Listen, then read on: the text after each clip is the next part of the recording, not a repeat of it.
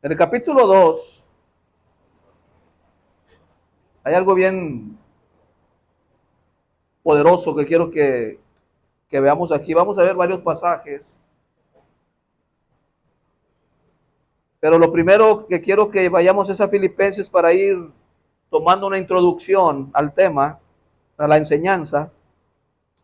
En el capítulo 2, versículo 5, dice la palabra en el nombre del Padre, del Hijo y del Espíritu Santo. Filipenses 2:5 dice: haya pues en vosotros este sentir que hubo también en Cristo Jesús, el cual siendo en forma de Dios, no estimó el ser igual a Dios como cosa a que aferrarse, sino que se despojó a sí mismo, tomando forma de siervo, hecho semejante a los hombres. Y estando en la condición de hombre, se humilló a sí mismo, haciéndose obediente hasta la muerte y muerte de cruz. Vamos a orar. Padre, oramos en esta bendita noche por esta enseñanza del día de hoy. Oramos que tu Espíritu Santo os dé espíritu de sabiduría, de revelación, en el conocimiento de tu palabra, que sean alumbrados los ojos de vuestro entendimiento, que podamos ver, comprender, entender cuáles son las riquezas de tu gracia y cuál es esa herencia que tú tienes para tus hijos amados. Te pedimos, Señor, en el nombre de Jesús, que abras nuestros oídos espirituales y que tengamos un corazón para recibir tu palabra y para entender tu bendita palabra y creer tu bendita y poderosa palabra, la cual, Señor, has establecido tú en la Biblia como nuestro manual de vida, como nuestro alimento espiritual, como esa palabra que es viva y es eficaz y más cortante que toda espada de doble filo. Te damos gracias, lo pongo en tus manos, Señor, este mensaje, y que sea tu Espíritu Santo hablando a nuestras vidas, a nuestros corazones, y que salgamos de aquí diferentes en esta noche. Te lo pedimos en el nombre de Jesús y decimos amén, amén y amén. Muy bien. Pablo, en esta carta a los Filipenses, en el capítulo 2, dirigido por el Espíritu Santo, empieza a escribir el propósito para cual Jesús vino a esta tierra. Y dice el versículo 5, Pablo dice: haya pues en vosotros este sentir que hubo también en Cristo Jesús. Se está refiriendo al Señor Jesús. ¿Cuál fue el sentir que hubo en el Señor? Versículo 6, el cual siendo en forma de Dios no estimó el ser igual a Dios como cosa a que aferrarse. Para que Jesús pudiera llegar a cumplir su propósito en esta tierra, lo primero que hizo el Señor fue no aferrarse a ser Dios. ¿Cuántos saben y cuántos sabemos que Jesús es Dios? Es el Dios encarnado. ¿Cuántos dicen amén? El Dios hecho hombre aquí en la tierra. Pero Jesús no tenía que moverse como Dios. Tenía que hacerlo como un ser humano. ¿Cuántos dicen amén? Porque si lo hubiera hecho como Dios, no estuviéramos aquí nosotros. Tenía que cumplir un plan en forma humana. Y mire lo hermoso que dice el versículo 7, sino que se despojó a sí mismo. ¿De qué se despoja Jesús? Se despoja de toda su divinidad. A Jesús le estorbaba su divinidad. Para llegar a la cruz necesitaba despojarse del ser divino que él era.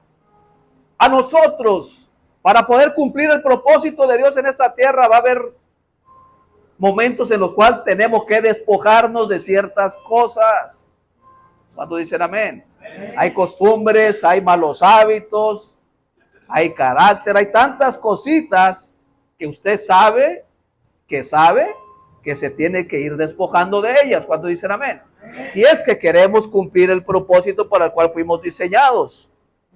Dice el versículo 7, sino que se despojó a sí mismo tomando forma de siervo, hecho semejante a los hombres. Verso 8, y estando en la condición de hombre, se humilló a sí mismo, haciéndose obediente hasta la muerte y muerte de cruz. Este versículo 8 encierra algo bien poderoso y revela cómo el Señor Jesucristo se tuvo que poner a la misma condición que usted y que yo.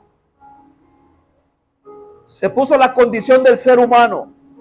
¿Qué hizo? Se bajó a la condición del ser humano. Después de ser el Dios Todopoderoso, tuvo que venir a la tierra en forma de un ser humano llamado Jesucristo y se humilló. Qué hermoso, Señor. Y se puso al nivel de usted y al nivel mío. ¿Para qué? ¿Para qué se tuvo que poner a ese nivel? Para vivir, sentir lo que usted siente y lo que yo siento. Jesús sintió lo que usted está sintiendo en estos días. Si usted siente tristeza, Él también sintió tristeza. Los latigazos que le dieron, ¿le dolieron? ¿Usted cree que no le dolieron? ¿Cuántas de las veces las situaciones nos duelen? Palabras que nos dicen nos duelen. Y a veces estamos llorando ahí y no hemos sufrido lo que en realidad sufrió el maestro. El punto es que el Señor no quiere que suframos. ¿Cuántos dicen amén? Él ya sufrió por nosotros. Ahora, ¿con qué propósito fue obediente hasta la muerte y muerte de cruz? Para lograr la salvación de toda la humanidad. Y después de la salvación, darnos identidad a aquellos que le reciben y lo aceptan como Señor y Salvador. Ve conmigo, conectando este versículo de Filipenses 2:8, que se pone a la condición del hombre. Quiero que vaya conmigo al libro de Mateo, al Evangelio de Mateo, en el capítulo 27. Ahí vamos a ver lo que Pablo está diciendo en Filipenses 2:8. En el capítulo 27, en el versículo 15, en el versículo 11, es cuando a Jesús lo van a crucificar. ¿Cuántos han leído la historia del Señor Jesucristo? En el verso 11, dice ahí, Jesús pues estaba en pie delante del gobernador, y éste le preguntó, diciendo, ¿eres tú el rey de los judíos? Y Jesús le dijo, tú lo dices. ¿Qué le preguntó el gobernador Pilato? ¿Eres tú el rey de los judíos? ¿Y qué le contestó el Señor? Está contestando de una manera concreta. Tú lo dices. ¿Quién era Jesús? El rey. ¿Quién es Jesús? El rey. Él es el rey por toda la eternidad. Para eso nació, para ser rey. Su identidad la tenía bien marcada el Señor. ¿Cuántos de nosotros tenemos nuestra identidad en Cristo bien marcada? Tenemos que tener nuestra identidad, estar bien convencidos de lo que somos. ¿Cuántos dicen amén? Que a veces el enemigo te roba, te dice que no eres nadie. Siendo un hijo de Dios, te empieza a decir que no vales nada. ¿Cuánta gente hay caminando sin propósito en la vida? Porque el enemigo se le dio la gana decirles. Este hombre, en forma sarcástica, le pregunta, ¿eres tú el rey de los judíos? Y Jesús le dijo, tú lo dices. Y siendo acusado por los principales sacerdotes y por los ancianos, nada le respondió. Pilato entonces le dijo, ¿no oyes cuántas cosas testifican contra ti? Pero Jesús no le respondió ni una palabra, de tal manera que el gobernador se maravillaba mucho. Versículo 15. Ahora bien, en el día de la fiesta acostumbraban el gobernador soltar al pueblo un preso, el que quisiesen. Y tenían entonces un preso famoso llamado Barrabás. ¿Se acuerda de Barrabás? Reunidos Pues ellos les dijo Pilato: ¿a quién queréis que os suelte? ¿A Barrabás o a Jesús, llamado el Cristo? Porque sabía que por envidia le habían entregado. ¿Quién había entregado a Jesucristo a Pilato? Los sacerdotes y los fariseos. La gente religiosa de ese tiempo fueron los que entregaron a Jesús por envidia. Hay gente que te va a entregar por envidia. Tenga cuidado. El enemigo trabaja de la misma manera. Así como Jesús es el mismo de ayer y hoy y por todos los siglos, Satanás es el mismo. El mismo plan de Satanás es robar, matar y destruir. Esa es su naturaleza. Y lo hace con aquellos que no tienen conocimiento de la palabra, con aquellos que no tienen identidad. Por eso es bien importante que estemos bien convencidos de lo que somos. Versículo 19. Estando él sentado en el tribunal, mire esto, su mujer le mandó decir: no tengas nada que ver con ese justo, porque hoy he padecido mucho en sueños por causa de él. ¿Quién le habló a la mujer? Era la esposa de Pilatos. ¿Quién le está hablando y le está diciendo: no te metas con él, porque él es un justo? Dios le habló en sueños y le reveló a la esposa de Pilatos: no tengas nada que ver con él, porque es justo, porque hoy he padecido mucho en sueños por causa de él. Pero ¿qué pasó? Pero los sacerdotes y los ancianos persuadieron a la multitud que pidiese a Barrabás y que Jesús fuese muerto. La multitud empezó a presionar a Pilato. Los sacerdotes y todos los que estaban ahí empezaron a presionarlo. Cuando hay presión, ¿qué pasa? A veces la gente se rinde cuando hay presión. A veces los creyentes desisten de seguir buscando a Dios cuando viene la presión. Pues es ahí donde viene esa presión, donde tenemos que demostrar quiénes somos. Si en verdad somos hijos de Dios o no somos hijos de Dios. Si en verdad le creemos a Jesús o en verdad no le creemos. Es en medio del problema, es en medio de la adversidad, es en medio de la circunstancia difícil donde tenemos que demostrar de qué estamos hechos. Ahí tiene que salir a relucir nuestra fe. ¿Cuántos dicen amén? Porque cuando todo está bien, todos tenemos fe.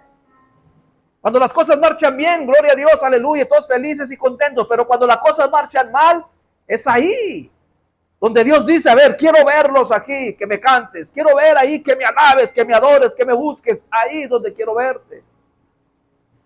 El enemigo a veces utiliza, Dios no utiliza esas circunstancias, es Satanás el que las utiliza para arrancarnos nuestro propósito.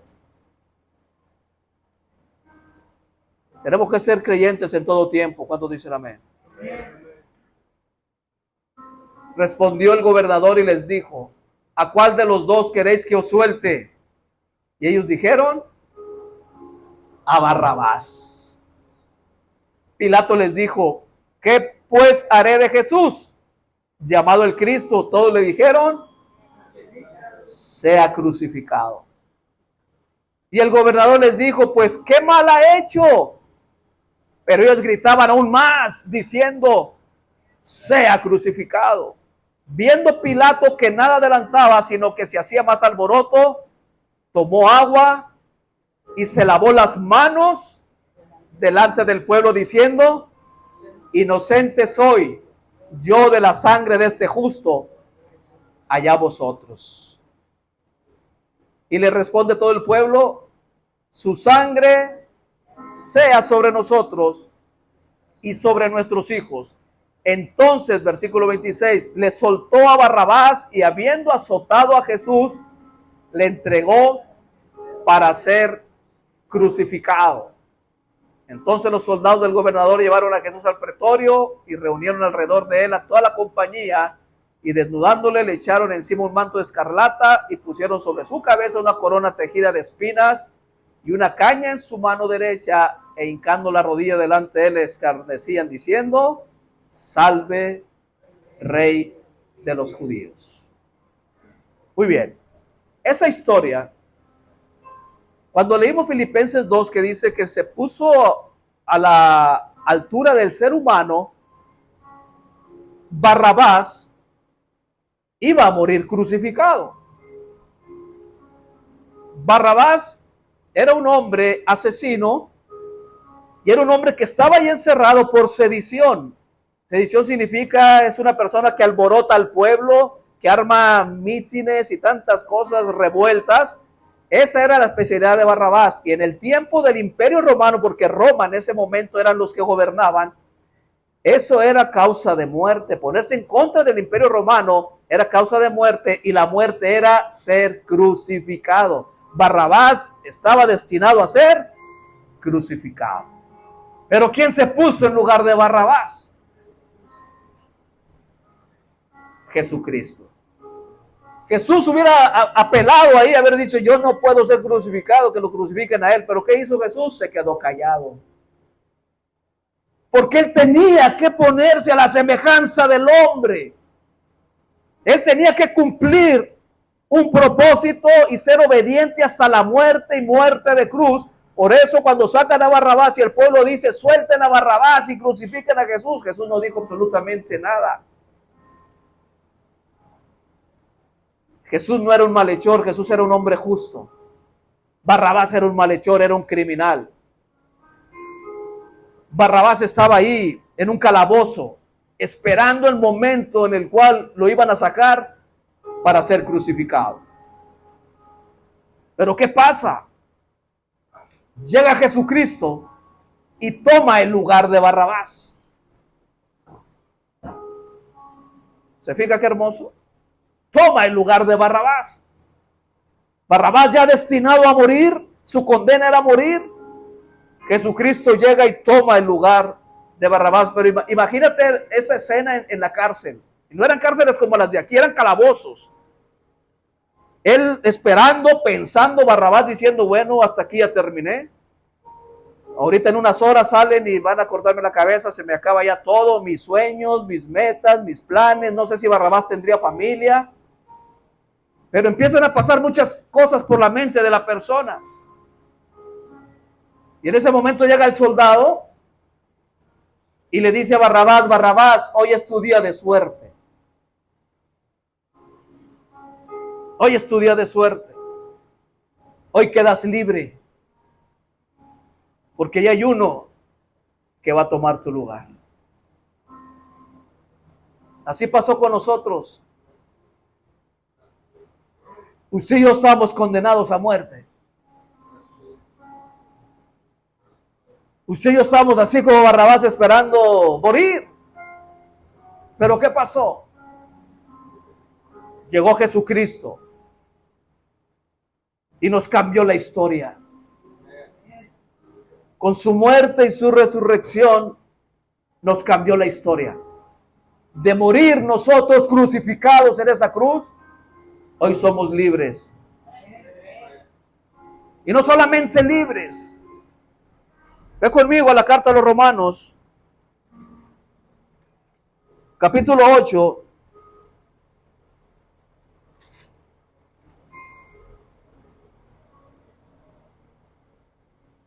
En el versículo 14.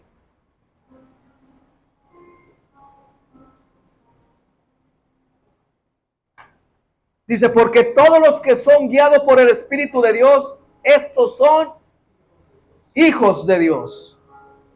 Pues no habéis recibido el espíritu de esclavitud para estar otra vez en temor, sino que habéis recibido el espíritu de adopción, por el cual clamamos: Abba, Padre. Antes no teníamos padre espiritual, estoy hablando. Vivíamos en una religión antes de venir a Cristo, ¿cierto o no cierto? ¿Cuántos de aquí eran católicos? Yo era católico. Yo creo que todos, ¿no? O alguien nació en cuna cristiana. Todos venimos del mismo dogma, de la misma costumbre, de la misma tradición. Y creíamos tener a Dios, pero no lo teníamos. Lo vimos la semana pasada, conforme a la carta de Efesios, capítulo 2. Vemos que vivíamos alejados de la nación de Israel, sin promesas, sin pacto, sin esperanza y sin Dios en el mundo, cuando estábamos sin Cristo. Pero ahora en Cristo fuimos hechos cercanos a Dios y ahora tenemos promesas, tenemos pactos, tenemos esperanza y tenemos a Dios.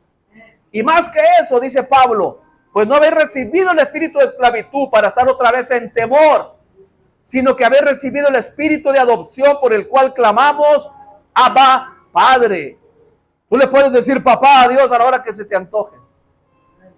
Tú le puedes decir papá al Señor a la hora que tú quieras. Si estás en Cristo, eres hijo de Dios.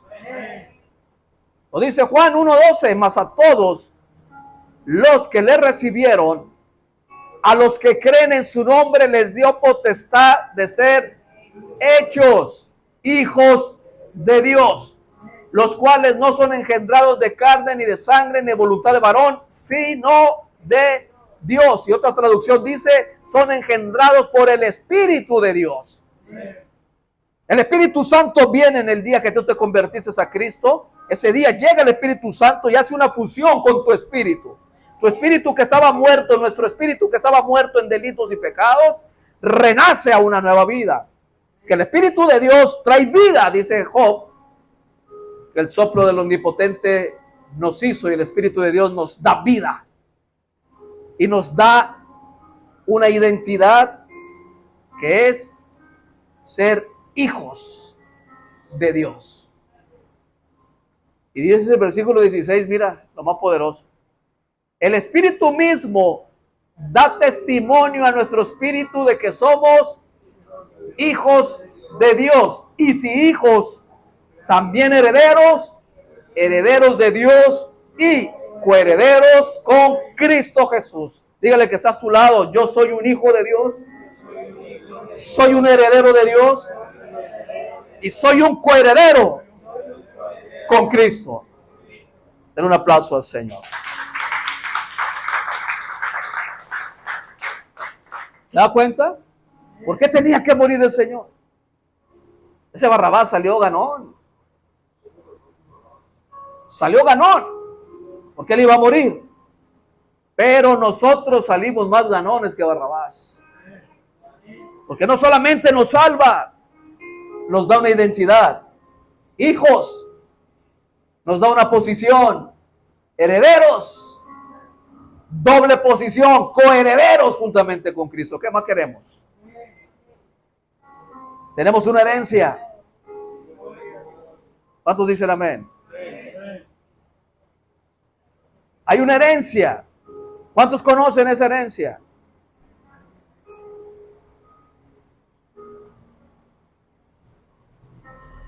¿Sí sabe qué es heredero? ¿Sí conoce, sí sabe usted qué es heredero? ¿De qué?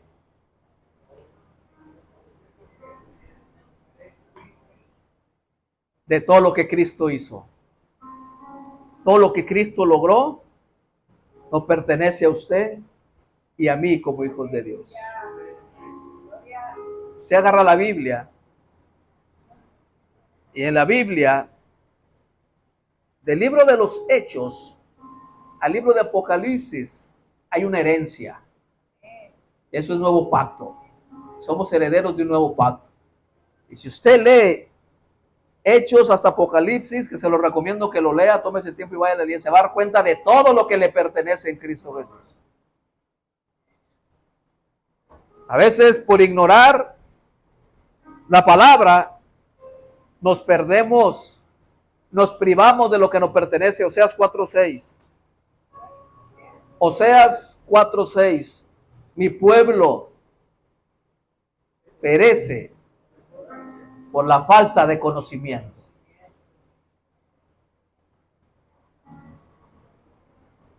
Y falta de conocimiento es ignorancia. ¿Cuántos dicen amén? Y la palabra ignorante para el mundo es algo muy feo. Oseas 4:6. La palabra ignorante es falta de conocimiento.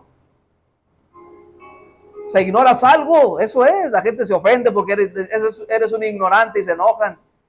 No tienes conocimiento de algo, eso significa ignorancia. Y ahí lo dice, mi pueblo fue destruido porque le faltó conocimiento. ¿Conocimiento de qué? Conocimiento de quién era su Dios. Si ese pueblo de Israel, tú lees la historia, fue un pueblo que Dios sacó con mano poderosa, de toda circunstancia el Señor los libró. No hubo una en la cual no lo sacara con mano poderosa, y aún así fue destruido. ¿Por qué? Porque le faltó conocimiento, porque desecharon el conocimiento, dice ahí, por cuanto desechaste el conocimiento, yo te echaré del sacerdocio, y porque olvidaste la ley de tu Dios, también yo me olvidaré de tus hijos. Eso era en la ley. Dele gracias a Dios que no vivimos bajo la ley, porque si no, ese versículo aplicaría para nuestras vidas, pero gracias a Cristo, que Cristo lo cumplió por nosotros. Por eso es importante adquirir conocimiento. Cuando dicen amén, leer la palabra, meditar en la palabra, estudiar la palabra, porque ahí nos vamos a dar cuenta de todo lo que nos pertenece. Leímos la semana pasada, ¿se acuerda el pasaje del hijo pródigo? Lo vimos la semana pasada en Lucas capítulo 15.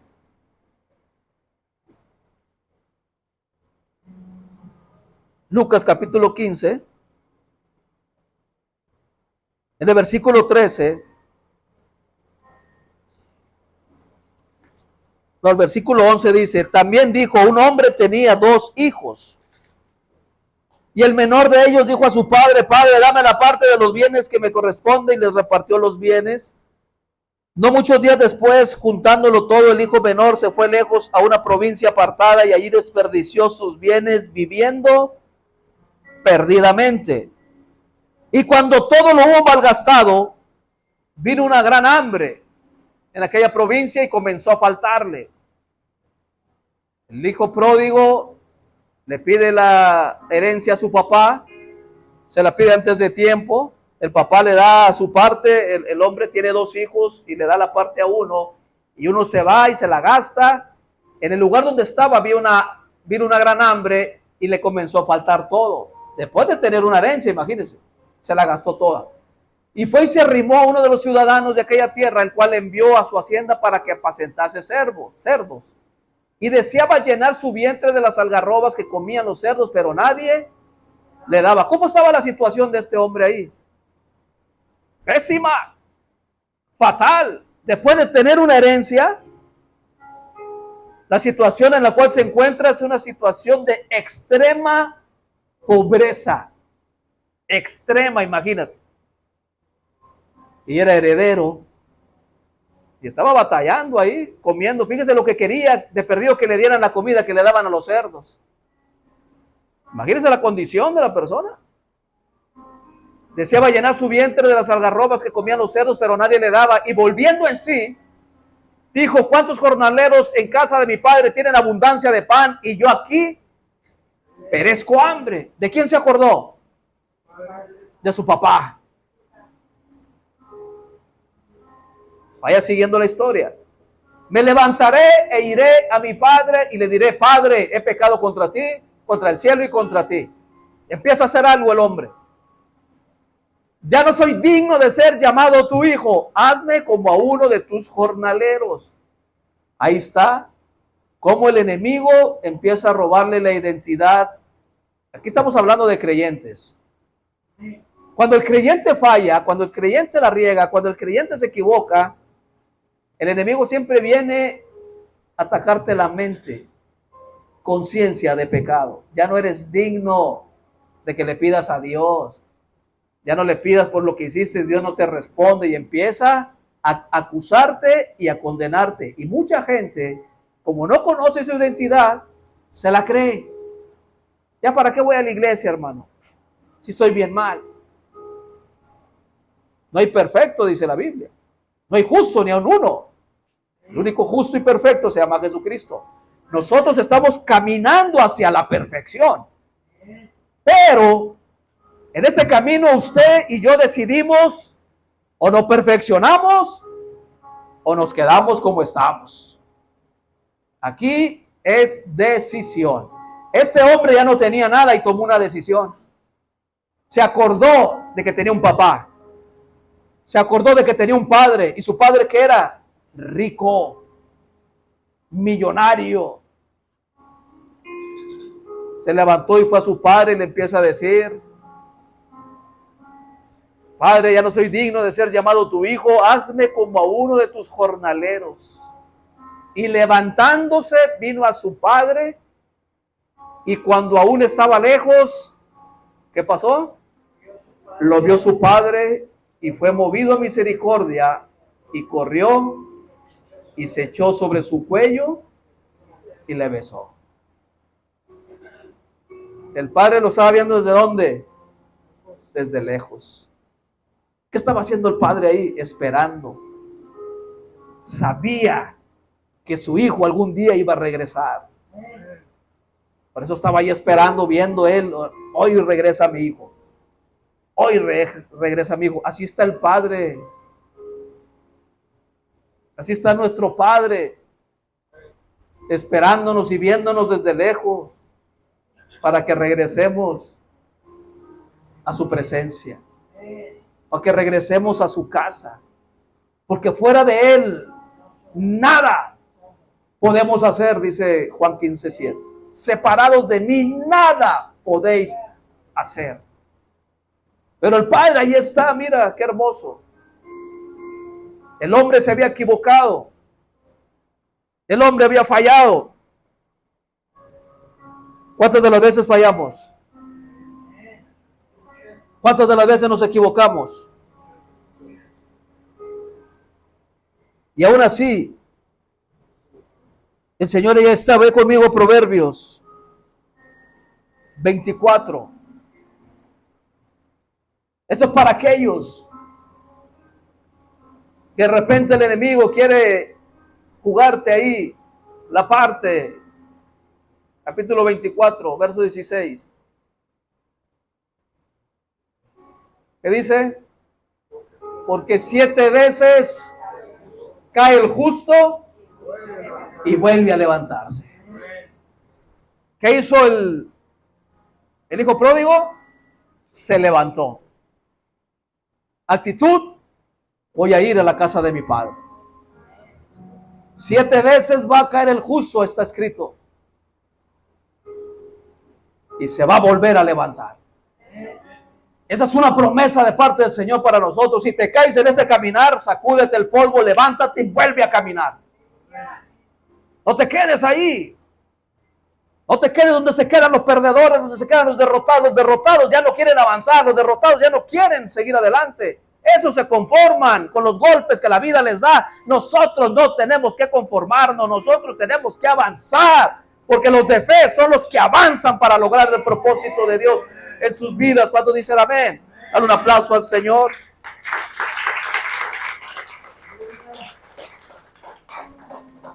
Gloria a Dios. Regresamos ahí a donde estábamos, a Lucas 15.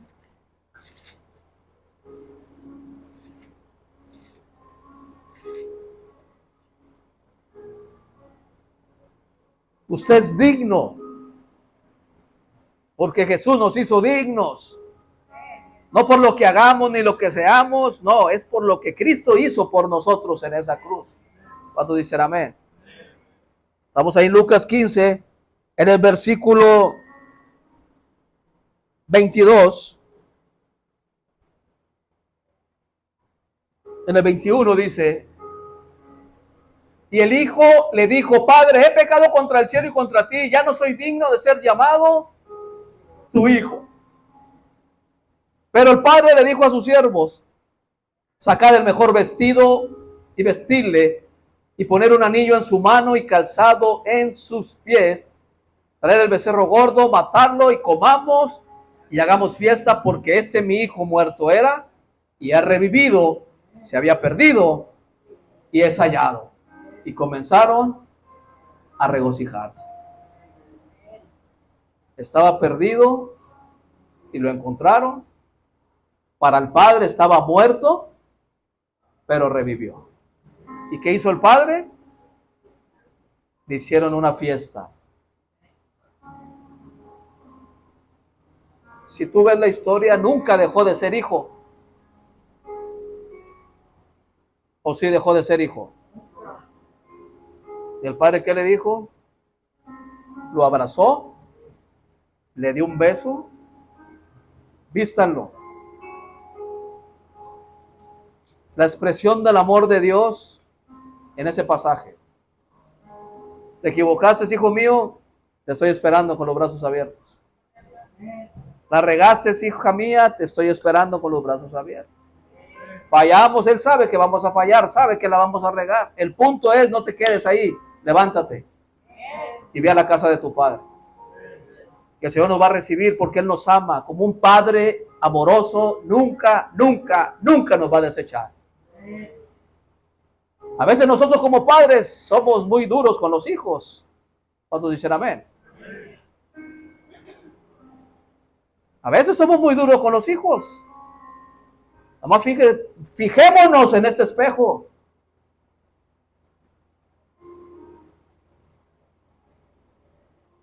Nuestro Padre Celestial no es duro con nosotros. Él nos perdona todo lo que hacemos. Él nos perdona tantas barbaridades. Y aquí estamos, gracias a su bendita gracia. Gracia significa favor inmerecido. No te mereces, hijo, todo lo que tienes, pero yo te lo doy porque te amo. Porque si fuera por lo cómo nos portamos, no, hombre, no nos da nada el Señor. Pero no es por nuestros méritos, es por lo que Cristo hizo en esa cruz. Por eso Él se tenía que poner al nivel de nosotros, para que nosotros entendiéramos que si Cristo fue capaz de obedecer al Padre, nosotros también podemos lograrlo. ¿Cuánto dicen amén? Y poder amar a nuestros hijos, perdonarles todo, claro. El Señor nos perdonó todo, porque el hijo pródigo somos nosotros. Los hijos pródigos somos todos nosotros. El papá es nuestro Padre Celestial. Y Él nos perdonó todo lo que hicimos en el pasado. Cuando dicen amén. Y aún nos va a perdonar todo lo que hacemos en el presente. No hay que ser duros, sino hay que entender nosotros bien la palabra. A veces sí, los hijos se pasan, claro que sí. Pero siempre hay que corregirlos con amor. ¿Cuántos dicen amén? Muy bien. Miren, este hombre se gastó la herencia. Con conocimiento se gastó la herencia. Sabía que tenía una herencia. Vamos a ver a otro que también tenía una herencia. Vaya conmigo a 2 de Samuel.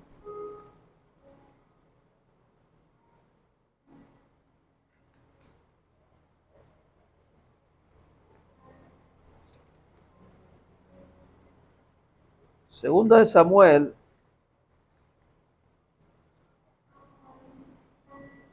en el capítulo 9,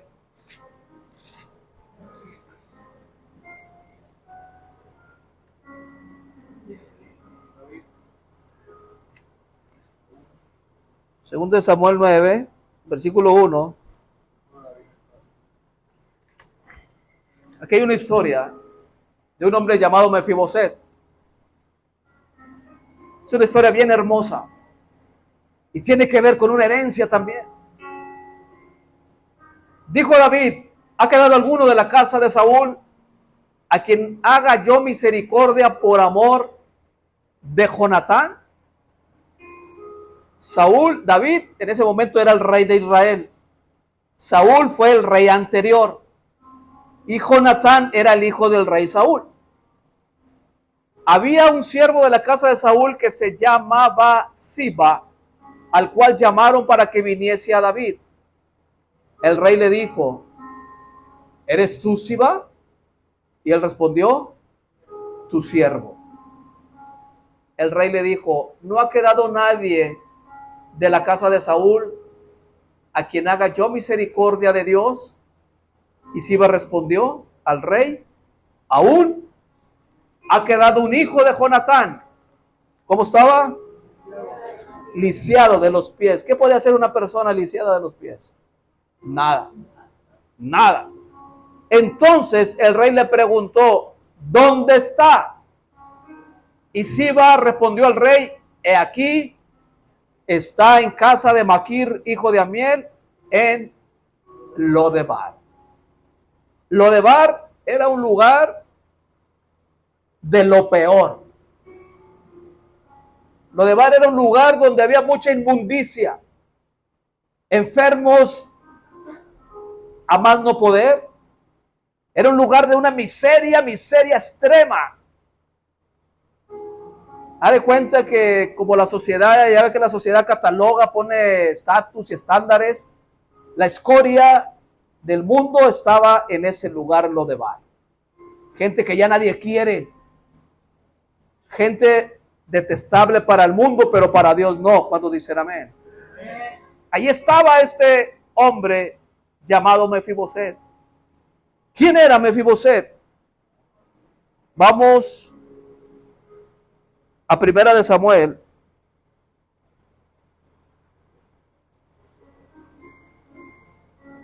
Segunda de Samuel, perdón, capítulo 4.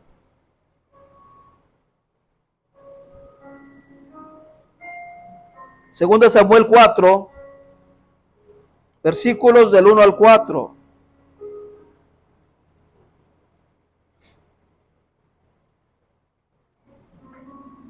Dice, luego que oyó el hijo de Saúl que Abner había sido muerto en Hebrón, las manos se le debilitaron y fue atemorizado todo Israel. Y el hijo de Saúl tenía 2 hombres, capitanes de bandas de merodeadores. El nombre de uno era Baana y el otro Recab, hijos de Rimón, beerotita de los hijos de Benjamín, porque Beerot era también contado con Benjamín, pues los beerotitas habían huido a Gitaín y moran allí como forasteros hasta hoy. Versículo 4. Y Jonatán, hijo de Saúl, tenía un hijo lisiado de los pies. Tenía 5 años de edad cuando llegó, súbemele por favor, de Jezreel la noticia de la muerte de Saúl y de Jonatán, y su nodriza le tomó y huyó, y mientras iba huyendo, apresuradamente se le cayó el niño y quedó cojo. Su nombre era Mefiboset. Mefiboset era el nieto del rey Saúl. Saúl era el rey, Jonatán era el príncipe, que era el papá de Mefiboset, y Mefiboset era heredero del rey Saúl. Tenía una herencia. Pero ¿sabes cuál era esa herencia? Maldición. Como rey tenía una herencia de llegar a ser rey. Si su padre hubiera vivido, Mefiboset hubiera llegado al palacio, porque era una herencia que se traspasaba de generación a generación. Pero como Saúl se rebeló ante el Señor, cayó en maldición. Y esa maldición estaba sobre la cabeza de Mefiboset. El rey fue muerto, el hijo Jonatán fue muerto, pues el nieto tenía que ser muerto también. La nodriza, al escuchar la noticia de que muere el rey Saúl y que muere Jonatán, toma al niño y huye con él, porque sabía que iban a ir a buscarlo, porque en ese tiempo tenían que buscar hasta el último descendiente y borrarlos del mapa. Había una herencia que estaba ya ahí establecida, una maldición establecida. Entonces la mujer lo toma y en el camino se le cae el niño y por si era lisiado, ahora quedó cojo. Imagínense la suerte de este pequeño. ¿A dónde fue a parar? Siendo de la realeza, ¿a dónde fue a parar? A la inmundicia, a lo peor. A un mundo, Lodebar significa sin palabra, sin nada. Imagínate, no tenía absolutamente nada, estaba ahí esperando solamente morir. ¿Cuánta gente hay así en la vida? Sin propósito, sin esperanza, sin visión, sin metas, sin sueños, sin nada. Esperando solamente que llegue la muerte, ya que llegue la muerte ya para irme, morirme. Gente sin visión. ¿Por qué? Porque no conocen a un Dios todopoderoso que tiene una herencia. Este joven, pequeño, Mefiboset, tenía una herencia, aún aunque tenía una de maldición, Dios se la revertió. Porque todos los enemigos de su padre murieron Cuando David tomó el control de Israel, todos esos enemigos fueron borrados del mapa. Pero Mefiboset no lo sabía. Él seguía viviendo en un mundo donde no hay absolutamente nada. ¿Cuántas de las veces vivimos así nosotros? Siendo cristianos, siendo creyentes, sabemos que tenemos un Dios todopoderoso, un Dios que sana, que liberta, que restaura, que prospera, y seguimos viviendo, batallando y batallando. ¿Por qué? Porque no conocemos la herencia. Porque queremos que las cosas nos las den así facilitas. Como el microondas, cuando vamos al microondas y ponemos el agua y le picamos 2-3 minutos y se calienta el agua rápida. Así queremos a veces las cosas y Dios dice, espérate. Todo tiene un proceso. Y los procesos en Dios son procesos de fe, son procesos buenos, no malos. Que nos ayudan a entender el plan de Dios para nuestras vidas, pero a veces estamos en la misma situación que este hombre. Desconocemos nuestra herencia. Somos hijos de Dios, somos herederos y coherederos, imagínate. Ve conmigo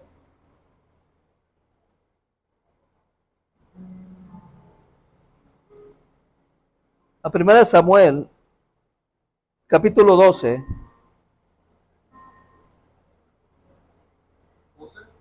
12. Del 1 al 3.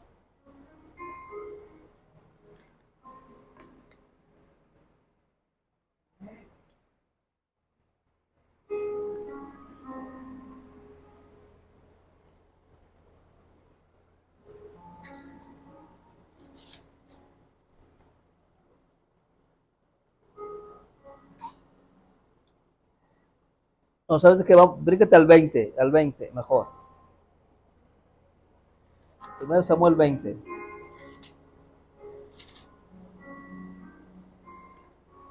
Quiero que vea algo aquí. Versículo 1. 1 Samuel 20. Bríncate al 20. Dice, después David huyó de Naiot en Ramá y vino delante de Jonatán y dijo, ¿qué he hecho yo? ¿Cuál es mi maldad? ¿O cuál mi pecado contra tu padre para que busque mi vida? Él le dijo, en ninguna manera no morirás. He aquí que mi padre ninguna cosa hará, grande ni pequeña, que no me la descubra. ¿Por qué pues me ha de encubrir mi padre este asunto? No será así. Y David volvió a jurar diciendo, tu padre sabe claramente que yo he hallado gracia delante de tus ojos, y dirá, no sepa esto Jonatán, para que no se entristezca, y ciertamente vive Jehová y vive tu alma, que apenas hay un paso entre mí y la muerte. Y Jonatán le dijo a David, lo que deseare tu alma, haré por ti. Y David le responde a Jonatán, he aquí que mañana será nueva luna, y yo acostumbro a sentarme con el rey a comer. Mas tú dejarás que me esconda en el campo hasta la tarde del tercer día. Si tu padre hiciere mención de mí, dirás, me rogó mucho que lo dejase ir corriendo a Belén, su ciudad, porque todos los de su familia celebran allá el sacrificio anual. Si él dijere, bien está, entonces tendrá paz tu siervo. Mas si se enojare, sabe que la maldad está determinada de parte de él. Harás pues, versículo 8, misericordia con tu siervo, ya que has hecho entrar a tu siervo en pacto de Jehová contigo.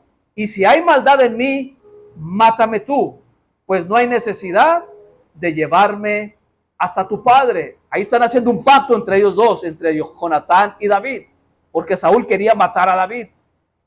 Y Jonatán le dice, nunca tal te suceda, antes bien, si yo supiere que mi padre ha determinado maldad contra ti, ¿no te lo avisaría yo?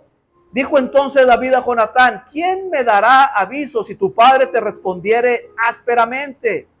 Jonatán dijo a David, ven, salgamos al campo, y salieron ambos al campo. Entonces le dijo Jonatán a David, Jehová Dios de Israel sea testigo, cuando le haya preguntado a mi padre mañana a esta hora o el día tercero, si resultare bien para con David, entonces enviaré a ti para hacértelo saber.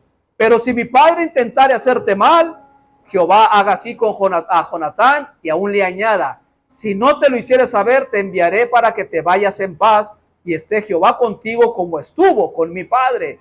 Y si yo viviere, fíjese lo que le dice, harás conmigo misericordia de Jehová para que no muera. Verso 15, y no apartarás tu misericordia de mi casa para siempre, cuando Jehová haya cortado uno por uno los enemigos de David de la tierra. No dejes que el nombre de Jonatán sea quitado de la casa de David. Así hizo Jonatán pacto con la casa de David, diciendo, requiéralo Jehová de la mano de los enemigos de David.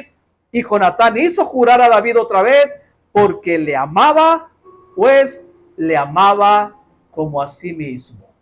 Un pacto de amor, un pacto de misericordia estaban haciendo estos dos. David iba a llegar al trono y Jonatán lo sabía. Y Jonatán le dice a David, mi padre no te va a matar. Jonatán sabía que los iban a matar a ellos, porque Saúl se había rebelado ante Dios. Pero Jonatán le dice a David, yo voy a hacer un pacto contigo. Como todos los enemigos de David van a ser borrados, no borres mi nombre de tu casa. Haz misericordia, le dice. Como yo la estoy haciendo contigo, haz misericordia conmigo, pero también con mi familia. Por eso el pasaje de 2 de Samuel 9, regresamos a 2 de Samuel 9, ¿por qué te quise llevar aquí? Para que entendamos ese pasaje, el por qué el rey manda llamar a Mefiboset. Porque David se acordó. David se acuerda y se ha quedado alguno de la casa de Saúl a quien haga yo misericordia por amor de quién. El pacto era por amor de Jonatán. Jonatán era su amigo, era como su hermano, pero ellos hicieron un pacto de amor que David no tenía que quebrantar, que David tenía que cumplir porque lo hicieron delante de Dios. Y se acuerda David y dice, ¿hay alguno que quedó de la casa de Saúl? Y llega Siba y dice, sí hay uno. Si hay uno, súbeme al versículo 3. El rey le dijo, ¿ha quedado nadie de la casa de Saúl a quien haga yo misericordia de Dios? Y Siba le responde, aún ha quedado un hijo de Jonatán, lisiado de los pies. Entonces el rey le preguntó, ¿dónde está? Está en Lodebar, en la casa de Maquir, hijo de Amiel. Entonces envió el rey David y le trajo de la casa de Maquir, hijo de Amiel, de Lodebar. Verso 6. Y vino Mefiboset, hijo de Jonatán, hijo de Saúl, a David, y se postró sobre su rostro e hizo reverencia. Y dijo David, Mefiboset, y él le respondió, he aquí tu siervo. Le dice David, no tengas temor, porque yo a la verdad haré contigo misericordia por amor de Jonatán, tu padre. Y miren lo que le dice, y te devolveré todas las tierras de Saúl tu padre, y tú comerás siempre a mi mesa. Un hombre que no tenía absolutamente nada, aparentemente en su mente no tenía nada, estaba perdido, pero Dios siempre se acuerda. Le pone a David, hey, hay uno todavía, y lo manda a llamar. Había un heredero todavía. Y este llega con miedo, pues con temor, porque no estaba delante de cualquier persona, estaba delante del rey de Israel. Pero lo hermoso que ese era un rey que tenía misericordia. David fue uno de los mejores reyes. Para mí fue el mejor rey de Israel. Y le empieza a decir David, no tengas temor, porque yo a la verdad haré contigo misericordia por amor de tu padre. Yo hice un pacto con tu padre, Mefiboset. Él no lo sabía. Él lo ignoraba. Y te voy a devolver todas las tierras de tu abuelo. Todo lo que le pertenecía a Saúl, te lo voy a devolver, dice, y vas a comer siempre a mi mesa. Imagínate sentado a la mesa del rey. Después de vivir en un lugar donde no había ni comida, nada, ahora la historia cambia y está sentado delante de un rey. Él inclinándose dijo, ¿quién es tu siervo? Súbemela por favor. Versículo 8. Para que mires, mira la mentalidad de este hombre. Él inclinándose dijo, ¿quién es tu siervo para que mires a un perro muerto como yo? Identidad. ¿Cuál era la identidad de él? ¿Qué se sentía Mefiboset? Se sentía un perro. ¿Cuántas de las veces nos sentimos así? ¿Cuántas de las veces el enemigo trata de hacerte ver como si no fueras nadie? Usted no permita que Satanás le robe su identidad. Usted no permita que el enemigo lo pisotee. No permita que le robe lo que ya le pertenece. Usted es una hija de Dios, es un hijo de Dios y tiene muchos derechos. Derechos legales ganados por Cristo. ¿Quién es tu siervo para que mires a un perro muerto como yo? Entonces el rey llamó a Siba, siervo de Saúl, y le dijo: todo lo que fue de Saúl y de toda su casa, yo lo he dado al hijo de tu señor. Verso 10, tú pues le labrarás las tierras, tú con tus hijos y tus siervos, y almacenarás los frutos para que el hijo de tu señor tenga pan para comer. Pero Mefiboset, el hijo de tu señor, comerá siempre a mi mesa. Y tenía Siba 15 hijos y 20 siervos, y respondió Siba al rey: conforme a todo lo que ha mandado mi señor el rey a su siervo, así lo hará tu siervo. Mefiboset, dijo el rey, comerá a mi mesa como uno de los hijos del rey. Y tenía Mefiboset un hijo pequeño que se llamaba Micaía, y toda la familia de la casa de Siba eran siervos de Mefiboset. Y moraba Mefiboset en Jerusalén, porque comía siempre a la mesa del rey y estaba lisiado de ambos pies. Que la circunstancia no te impida comer delante de la presencia del Señor. Tú tienes derecho, tenemos derechos de venir siempre a sentarnos a comer a la mesa del rey. A veces la gente viene aquí con la actitud menospreciándose solos, cuando Dios no nos menosprecia. David, ¿a quién representa ahí? A nuestro Padre. Mefiboset, ¿quién es? Nosotros. Siba, ¿quién es? El Espíritu Santo. ¿Quién es el que nos trae a la presencia del Padre? El Espíritu Santo. Si andamos agüitados, desanimados porque las cosas no nos salen, porque no se nos da nada, y a veces el enemigo viene y te da con todo, y llegamos al punto de decir: ya no quiero ir, ya no voy, mejor ¿para qué voy a la reunión? Llega el Espíritu Santo y te dice: hey, levántate, ve a la casa de tu Padre, lo que necesitas, ahí está en la mesa. En la mesa del Señor está todo lo que necesitamos. ¿Cuándo dicen amén? Somos hijos de un Dios todopoderoso, y como Padre nuestro Dios siempre nos va a dar lo que necesitamos. Hay gente que necesita sanidad y anda batallando. Dios te la da gratis. Dios te la da gratis. Prosperidad, Dios nos la da gratis. Paz, Dios nos la da gratis. Todo nos lo da gratis. ¿Por qué? Porque somos sus hijos. Pero ¿qué tengo que hacer para obtenerlo todo eso? Cambiar mi manera de pensar. Ya no te mires como un derrotado, como un yo no puedo, como un fracasado. Eso es lo que el enemigo quiere. Que te hagas ver de esa manera. Pero nosotros tenemos que vernos como Dios nos ve. ¿Qué somos para Dios? ¿Qué somos para Dios? Somos sus hijos. Y un hijo tiene derechos. Derechos legales. Toda la herencia que está en la bendita Biblia son derechos legales para usted y para mí. Los tenemos que obtener y apropiarnos, porque ya hubo uno quien lo logró por nosotros: Jesucristo. Jesucristo. Gálatas capítulo 4, y con eso terminamos.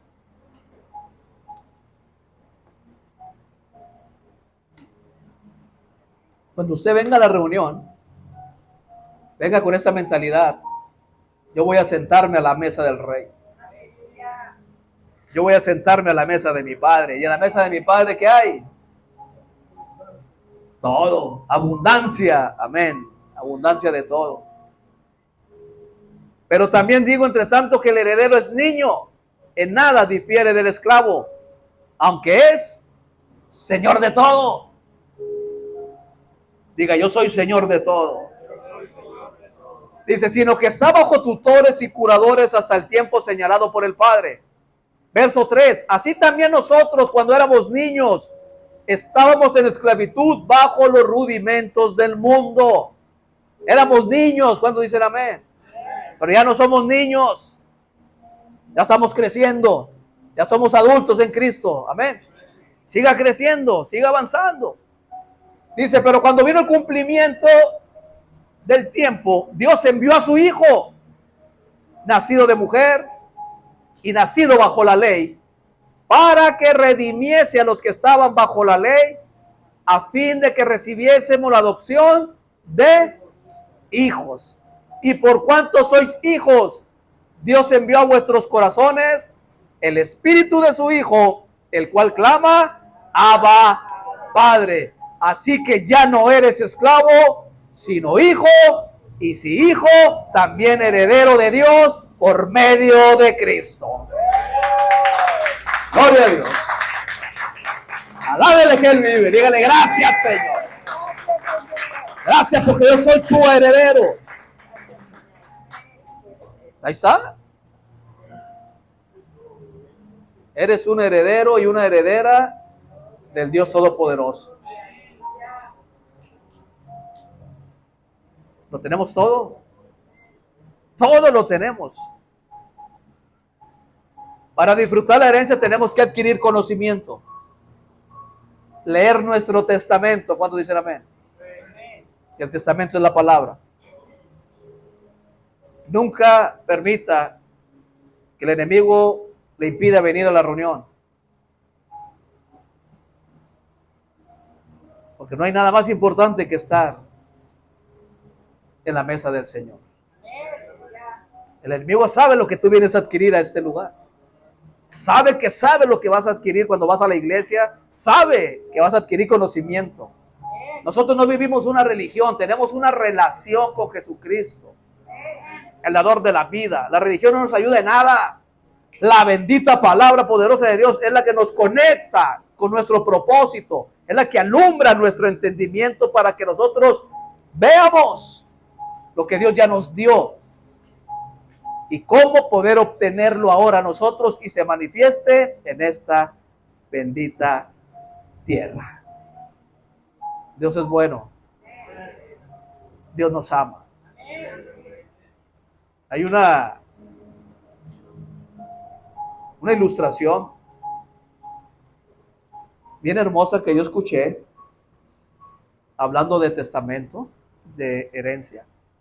Allá hace muchos años, allá en Corea, cuando no se permitía leer la palabra, ni reunirse como aquí. De hecho, todavía hay lugares donde no se pueden reunir allá en Corea. Gracias a Dios que mire, aquí estamos con la puerta abierta. Allá hay túneles. Para leer la Biblia, hicieron túneles. Están escondidos, sótanos. Y un día,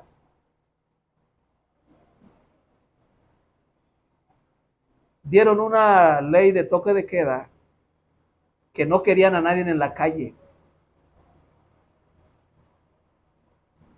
Y un hombre llamado John Wesley, que andaba en ese tiempo por allá, él fue el fundador de la iglesia metodista, andaba en ese tiempo allá él, dice que él, dirigido por el Espíritu Santo, se salió, porque tenía que ir a una reunión, y pasa por un retén, y ve y dice, Señor, ¿qué voy a hacer? Al llegar a ese retén, me van a preguntar que qué ando haciendo afuera y yo no quiero echar mentiras. Y le dijo el Espíritu Santo, dile que vas a una reunión con tu familia porque tu hermano mayor acaba de morir. Y vas a leer y vas a ver qué les dejó en el testamento lo van a leer. Le preguntan y les dice eso. Mi hermano mayor murió y él dejó una herencia, dejó un testamento, y yo voy con mis hermanos para leer ese testamento y ver qué es lo que él nos dejó. Adelante. Pues ese hermano mayor es Jesucristo. El testamento es la palabra. Y sus hermanos eran los que estaban reunidos ahí. Tenemos que ser astutos y sabios. Porque el enemigo no quiere que conozcas cuál es tu herencia. Pero gracias a Dios que aquí en México tenemos libertad. Aprovéchela. Aproveche la libertad que nos dan para estudiar, leer, predicar la palabra, porque vendrán tiempos en los cuales van a sufrir. Van a querer venir la gente aquí, ya no vamos a estar. Ya no vamos a andar gozando con el Señor. Pero mientras, a gozarnos con los que se gozan. Den un aplauso al Señor. ¿Cuántos recibieron bendición? ¿Aprendieron algo? Amén. ¿Sí aprendieron o no aprendieron? Si no, tenemos otro maestro.